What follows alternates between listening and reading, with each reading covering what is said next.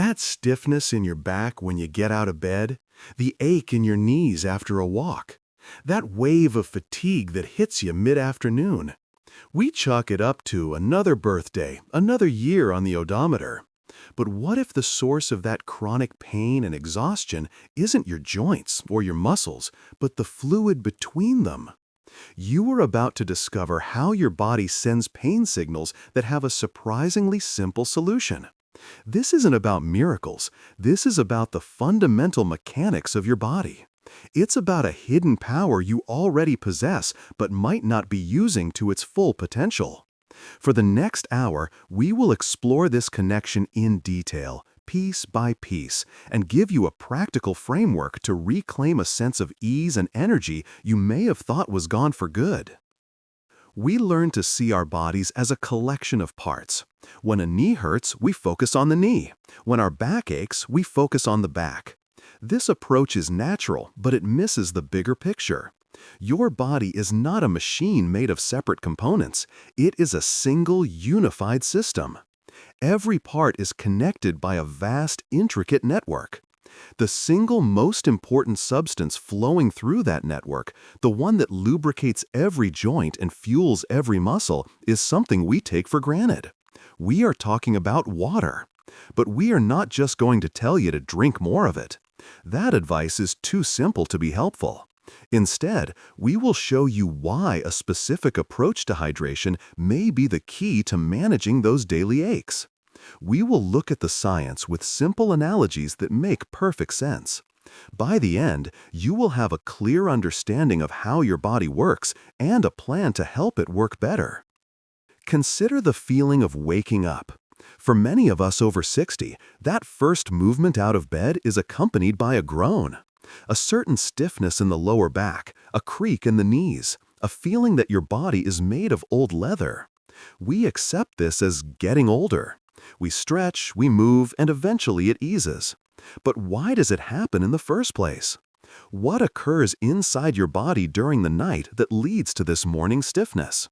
The answer has less to do with your bones and more to do with the tissues that surround them, and what happens when those tissues become thirsty. This is our first clue. The morning is a window into your body's internal state. That stiffness is a message. Learning to understand that message is the first step toward changing it. Every joint in your body, from the tiny knuckles in your fingers to the powerful hinges of your hips, is a marvel of engineering. These joints are designed for smooth, frictionless movement for decades. The secret to this is a substance called synovial fluid. Think of it as your body's own premium-grade lubricating oil. It fills the small spaces in your joints, cushioning the ends of your bones and allowing them to glide over one another effortlessly. But here's the critical part. Synovial fluid is made mostly of water. When your body is even slightly dehydrated, it must conserve water for its most essential functions, like keeping your heart and brain online. Where does it pull that water from? It pulls it from less critical systems, including the production of this vital joint fluid. Imagine two pieces of wet, smooth glass. You can slide them against each other with almost no effort. Now imagine those same pieces of glass are almost dry. They stick, they catch, they grind. This is a simplified picture of what can happen inside a joint that isn't properly lubricated. The cartilage at the end of your bones, your shock absorber, also needs water to stay plump and spongy. Picture a brand new kitchen sponge full of water. You can squeeze it and it bounces right back. Now picture that same sponge after a week on the counter. It's dry, stiff, and brittle. A dehydrated joint resembles that dry sponge. It loses its cushion. The movement becomes less smooth. This can lead to stiffness and over time may contribute to increased wear and tear. That creaking sound in your knee isn't just a noise. It's a signal that the system might be running dry. But the joints are only half the story of our body's movement. There's another, lesser-known system that wraps around everything, and it's even more sensitive to your hydration levels. For a long time, medical science overlooked a tissue called fascia. It was seen as just the wrapping that held our muscles and organs in place. We now know it is so much more. Imagine a three-dimensional spider web that runs throughout your entire body, from head to toe. This web is a continuous sheet of connective tissue. It surrounds every muscle fiber, every organ, every nerve. It's what gives your body its shape and structure. This webbing is meant to be slick and slippery, allowing muscles to slide past each other smoothly. What keeps it slick and slippery? Water. Healthy, hydrated fascia is pliable and resilient. But when you become dehydrated, this fascia starts to change. The slick, watery gel that allows for smooth gliding begins to dry out. The fibers can become sticky. They can form adhesions, which are like tiny knots where the webbing gets glued together. Have you ever had a persistent knot in your shoulder blade that you can't seem to get rid of? Or a tightness in your hamstrings that no amount of stretching helps? It's possible you're not just dealing with a tight muscle, but with dehydrated, sticky fascia. When fascia is restricted, it pulls on everything it's connected to. This creates tension and pain in places that seem completely unrelated to the source of the problem. That nagging lower back pain could be linked to tight, dehydrated fascia in your legs. It is a chain reaction. This is why simply stretching a tight muscle doesn't always work. If the surrounding web is stuck, the muscle cannot fully release. It's like trying to stretch a rubber band with a knot in it. You can pull on the ends, but the knot just gets tighter. Rehydrating the system, however, can help restore that natural glide.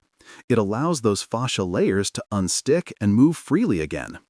This doesn't happen overnight, but with consistent, proper hydration, you give your body the raw materials it needs to repair this vital network. The simple act of drinking water becomes a way to lubricate your entire body from the inside out, releasing tension and easing those chronic, unexplained pains. So the next time you feel that deep, unshakable tightness, ask a simple question.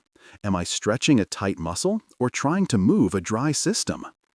This brings us to a familiar experience, the afternoon energy crash. It's around 2 or 3 in the afternoon. You had a decent lunch, you've been busy, and suddenly you hit a wall. Your eyelids feel heavy, your focus wanders. A profound fatigue seems to come from nowhere. Many of us reach for another cup of coffee or a sugary snack to push through. We blame a poor night's sleep, or stress, or the day's rhythm. But there is often a much simpler explanation. This afternoon slump is a classic sign of mild dehydration, and it's directly connected to the aches we've been discussing. To understand why, we need to think about your blood. Your blood is your body's transportation system. It carries oxygen and nutrients to every single cell. The main component of your blood is plasma, and plasma is about 92% water. When you lack enough water, your blood volume can decrease. This means your blood actually becomes slightly thicker and more concentrated. Imagine trying to pump water through a hose. It flows easily. Now imagine trying to pump a milkshake through that same hose. It's much harder. Your heart has to work significantly harder to pump thicker blood throughout your body. This extra work requires more energy, which contributes to that feeling of fatigue. But how does this link back to your muscles and brain? The consequences extend beyond just your heart. Thicker blood also moves more slowly. This means the delivery of oxygen to your muscles and your brain slows down. Your muscles need a constant supply of oxygen to create energy. When that supply is reduced, they become tired and weak more quickly. This can make simple activities like climbing stairs or carrying groceries feel much more strenuous. It can also lead to increased muscle soreness after activity, because the waste products of muscle work, like lactic acid, are not cleared away as efficiently. Your brain is an energy hog, using about 20% of your body's oxygen. When oxygen delivery to the brain dips even slightly, you feel it immediately. That's the brain fog. That's the difficulty concentrating. That's the feeling that your thoughts are moving through mud. That afternoon crash is not just in your head. It's a real physical event happening at a cellular level. Your body is struggling to deliver the fuel it needs to operate efficiently. The connection to pain is clear. A fatigued body is a body more sensitive to pain. When you're tired, your tolerance for discomfort goes down. Those minor aches in your joints suddenly feel more pronounced. The stiffness in your back seems more bothersome. It's a vicious cycle. Dehydration contributes to joint and tissue pain, and it also causes fatigue, which makes you experience that pain more intensely. The good news is that this cycle can be broken. It doesn't require a complicated solution. It starts with rethinking your relationship with water and seeing hydration not as a chore, but as the most fundamental form of energy management for your body. If these are the kinds of insights that help you understand your body better, consider subscribing. We are dedicated to providing practical, science-backed information for men who want to stay active and in control of their health. We don't deal in quick fixes, but in deep understanding that leads to lasting change. Clicking that subscribe button ensures you won't miss a thing. Now we arrive at the practical part. We have discussed the why. We understand how dehydration can be linked to stiffness, pain, and fatigue. So what do we do about it? Here, we will lay out a simple 7-day rehydration protocol. This is not a rigid set of rules, but a framework for paying attention. The goal is not to force yourself to drink a specific number of glasses. The goal is to learn to listen to your body and give it when it needs it. For the next 7 days, try thinking about hydration in a new way. Think of it as a practice, like stretching or walking. It's something you do consciously and consistently. The first principle of this practice is the morning reset. Your body loses a significant amount of water overnight simply through breathing. You wake up in a state of dehydration, which is why morning stiffness is often at its peak. So before anything else, before coffee or breakfast, start your day with a glass of room temperature water. Think of this as waking up your internal systems. It kickstarts your metabolism, helps flush out toxins built up overnight, and begins rehydrating your tissues, fascia, and joints. It is the single most important glass of water you will drink all day. Make it a non-negotiable ritual. Put a glass by your bed the night before. This one habit can have a profound impact on how you feel within the first hour of your day. But what's the best way to drink for the rest of the day? The second principle is to sip, don't gulp. We often think that if we're thirsty, the best thing to do is chug a large bottle of water quickly. This can be counterproductive. When you flood your system with a large amount of water at once, your kidneys see it as an excess and work quickly to expel it. You might notice you have to use the bathroom very soon after, and the urine is almost clear. This is a sign that much of that water has passed right through you without being properly absorbed by your cells and tissues where it's needed most. A more effective strategy is to sip water consistently throughout the day. Keep a glass or bottle nearby and take a few sips every 15 to 30 minutes.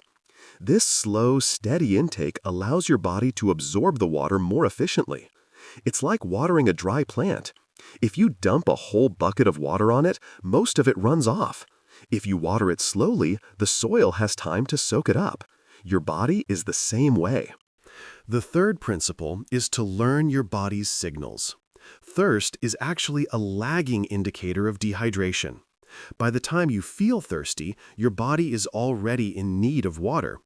We need to recognize the earlier, more subtle signs. One of the simplest, most reliable ways to monitor your hydration status is what we'll call the color check. When you use the bathroom, glance at the color of your urine. Ideally, it should be a pale, straw-like yellow. If it's dark yellow or has an amber hue, that's a clear sign you need to drink more water. If it's completely clear, like water, you might be overhydrating, which can also be a problem. The goal is that pale yellow zone. This simple observation, just a few times a day, turns you from a passive water drinker into an active manager of your own hydration. It gives you real-time feedback from your own body. The fourth principle is to eat your water.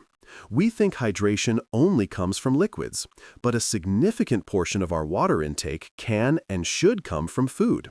Many fruits and vegetables are more than 90% water, packaged with essential vitamins, minerals, and fiber. Think of foods like cucumber, celery, bell peppers, watermelon, strawberries, and oranges. Incorporating more of these water-rich foods into your diet is an easy and delicious way to boost your overall hydration. It also provides a slower, more sustained release of water into your system as you digest, which complements the sipping strategy. For this 7-day period, try to include at least 1 or 2 servings of high water content produce with each meal. A few slices of cucumber in your salad or a side of melon with breakfast. These small additions add up. But is water alone enough for perfect hydration? The fifth and final principle is to mind your minerals. Water doesn't work in a vacuum. For your cells to actually absorb and use the water you drink, they need the help of electrolytes. Electrolytes are minerals like sodium, potassium, and magnesium that carry an electric charge. They are crucial for nerve function, muscle contraction, and maintaining the right fluid balance inside and outside your cells. You don't need to buy expensive sports drinks, which are often loaded with sugar. You can get these essential minerals from your food. A pinch of good quality sea salt in your morning glass of water can help. Foods like bananas, avocados, sweet potatoes, and spinach are rich in potassium. The key is balance. When we sweat, we lose both water and electrolytes. If you've been physically active or spent time in the heat, it's especially important to replenish not just the water, but these minerals as well. Thinking about hydration as a combination of water and minerals is a major step toward a more effective strategy. To recap the 7-day protocol, start each day with a glass of water for a morning reset. Sip, don't gulp, throughout the day for better absorption.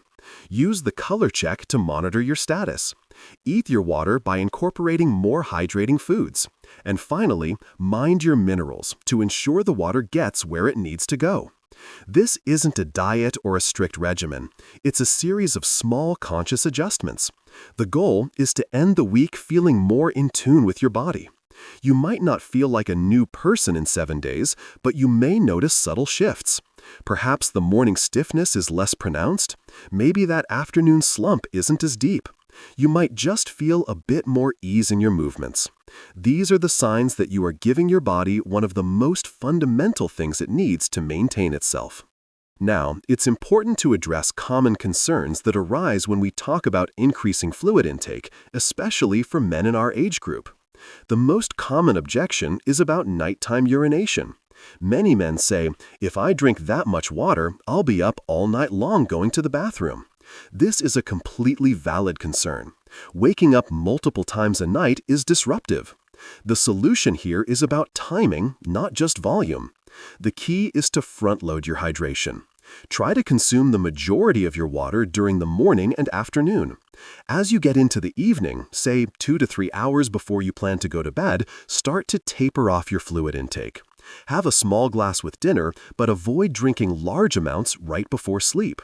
This gives your body time to process the fluids and for your kidneys to do their work before you lie down.